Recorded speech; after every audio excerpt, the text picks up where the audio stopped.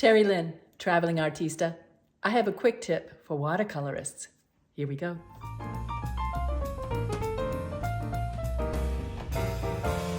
Terry Lynn, traveling artista.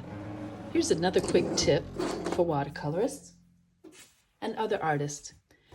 I got some paint on my table. This brush cleaner is kind of a miracle worker. I like it very, very much. I dampen it. You can pick it up with a paper towel or a toothbrush. Work it in, wipe it up, and it cleans up your pigment. Nice and clean. The Masters Brush Cleaner. And I'm not sponsoring them, I'm just letting you know how great it works.